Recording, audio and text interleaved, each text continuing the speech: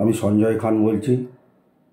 আজ সকালবেলা কাঁটালিতে আমি আমার ছেলের ওষুধ আনতে যাচ্ছিলাম। সে সময় কাঁটালিতে বিজেপির একটি পথ অবরোধ হচ্ছিল। আমার খুব ইমার্জেন্সি ছিল, সেই হিসাবে আমি একটু তাড়াহুড়ো করছিলাম। ওখানে যিনি আমাদের গোঘাট থানার একজন মহিলা কর্তব্যরত পুলিশ অফিসার ছিলেন, ওনার সঙ্গে আমার একটু বাক বিতণ্ডা হয়।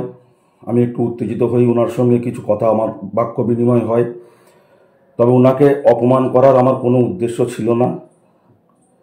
আমি এটুকু শুধু বলতে পারি, আজকে আমি ব্যক্তিগত মানবিকতার খাতিরে আমি এই কথাটা বলছি। আমি ওনার কাছেও হোয়াটসঅ্যাপের মাধ্যমে ওনার কাছে ক্ষমা প্রার্থনা করে চিঠি দিয়েছি, সোশ্যাল মিডিয়াতেও দিয়েছি। আপনাদের এই চ্যানেলের মাধ্যমে শুধু একটা কথাই বলবো, কোনো মহিলাকে অসম্মান করা আমার উদ্দেশ্য নয়, বা আমাদের দলের কারোরই কোনো উদ্দেশ্য নেই। সেই সময় আমার একটা এমার্জেন্সি ছিল এবং অনেকক্ষণ ধরেই পথ অবরোধটা চলছিল। সেই তাড়াহুড়োর চাপে আমি ওনার সঙ্গে বাকবিতণ্ডায় জড়িয়ে পড়ি। হয়তো আমার একটু সংযত হওয়া দরকার ছিল, ওনার সঙ্গে ওইভাবে উত্তপ্ত বাক্য বিনিময় আমার উচিত হয়নি। যদিও আমি ওনাকে কোনো অশালীন কথাবার্তা বলিনি, তবুও আমার কথার মধ্যে রূঢ়তা ছিল, যেটা সত্যিই বাস্তবে কাম্য নয়। আমি এর জন্য সত্যিই নিজে থেকে অনুতপ্ত। আমাকে এর জন্য যা শাস্তি যেভাবে দেবেন আমার কোনো অসুবিধা নেই, আমি মাথা পেতে নেব।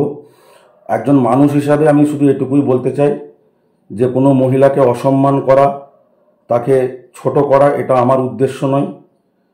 আগামী দিনে আমি আমার জীবনযাত্রায় যাতে এ ধরনের ভুল আর না হয় সেদিকে নজর রাখব।